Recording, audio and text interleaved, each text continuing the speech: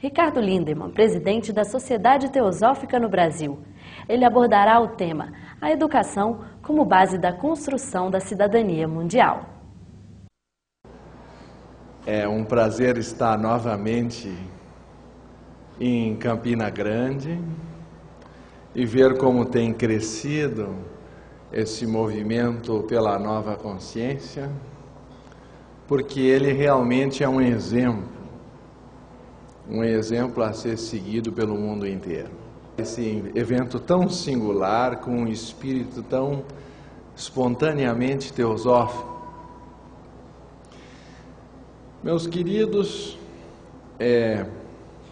vocês devem saber que a senhora Blavatsky é a vovó fundadora da nova era, né?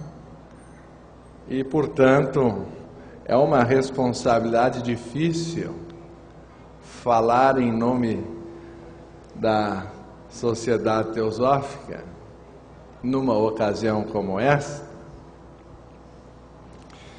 E eu até vi uma homenagem a ela aqui,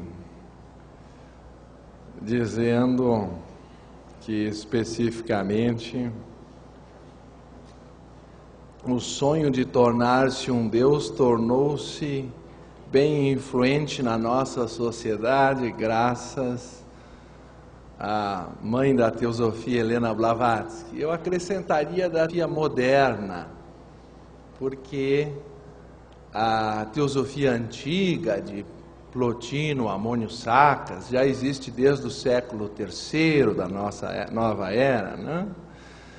Conhecida como uma das fundadoras do movimento da nova era. Essa ideia é realmente muito importante, esse sonho do homem tornar-se um Deus. Ele é para nós um ponto fundamental, justamente porque até mesmo Jesus disse isso. Vocês devem lembrar talvez daquela passagem em João 10, 34, quando a Escritura diz que ele teria dito, citando o Salmo 82, 6, portanto ele estava referindo às Escrituras judaicas: não está escrito na vossa Escritura, sois deuses?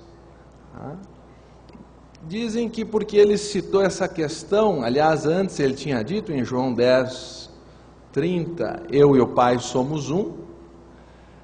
Parece que essa ideia foi considerada blasfema naquela época e quiseram apedrejar Jesus.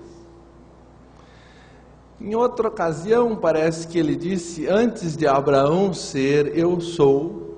E de novo quiseram apedrejá-lo, porque como que um jovem de 30 anos poderia ser mais antigo do que Abraão? E é interessante que essa história às vezes se repete, não é bem compreendida. Mas a essência de todas as religiões fala de que há uma essência divina no coração humano. E nós não abdicamos de dizer, como Jesus dizia, que todos nós somos deuses. Mais do que isso, ele nos deixou uma promessa naquela que eu confesso crer ser a mais linda passagem de toda a Bíblia. Eu até gostaria que os estudiosos anotassem para olhar em casa, porque é João 14, 20. Para mim não há nada mais lindo na Bíblia inteira do que João 14, 20. Ele disse, naquele dia sabereis que eu estou em meu Pai e vós em mim e eu em vós. Portanto, ele não disse apenas que ele e o Pai eram um, como se fosse uma coisa, algo assim, se poderia dizer, pessoal. Mas deixa assim uma promessa que em algum dia todos nós descobriremos que essa grandeza é universal, que todos nós fazemos parte de uma vida una, de uma unidade universal, E por isso ele insistia, e eu volto a citar João 10:34, não está escrito na vossa escritura, eu disse, vós sois deuses. Ele chega a dizer também, sede, pois, perfeitos como vosso Pai que está nos céus é perfeito. Então essas indicativas nos dão a certeza de que Jesus concordaria conosco em dizer, se esse é o espírito da nova era, que todos nós somos deuses. Agora, até chegarmos à plena manifestação dessa nossa divindade interior, isto às vezes exige de nós um certo percurso, uma certa jornada de amadurecimento na escola da vida, e por isso nós escolhemos esse tema da educação, porque provavelmente nós viemos a esse mundo para sermos educados na escola da vida. E é para isso, creio, por isso nós estamos aqui hoje. E era o próprio apóstolo Paulo que também reforçava isso em Efésios 4:13, quando dizia, até que todos nós cheguemos à unidade da fé e ao conhecimento do Filho de Deus, ao homem perfeito, à plena medida da estatura do Cristo, e não me parece seja pouca coisa, ou um deusinho menor, a plena medida da estatura do Cristo, e por isso não me parece que seja possível fazer isso apenas num trajeto de uns 70, 80 anos, com muita sorte 90, raramente alguém aqui tem um parente com 100 anos de idade. Temos um. Vocês vejam que para esse salão, salvo a minha visão está ofuscada, não é muito comum alguém chegar à casa dos 100 anos. Então, meus queridos, me parece difícil numa trajetória tão curta chegar à plena medida da estatura do Cristo.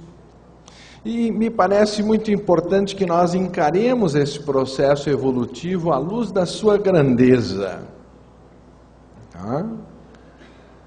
E em Mateus 5:40 vocês podem encontrar aquela passagem que diz que o discípulo é menor que o mestre, mas quando o discípulo se torna perfeito, ele se torna igual ao mestre. Essas passagens não costumam ser muito citadas, na tradição bíblica, porque elas caracterizam uma interpretação diferente da tradicional.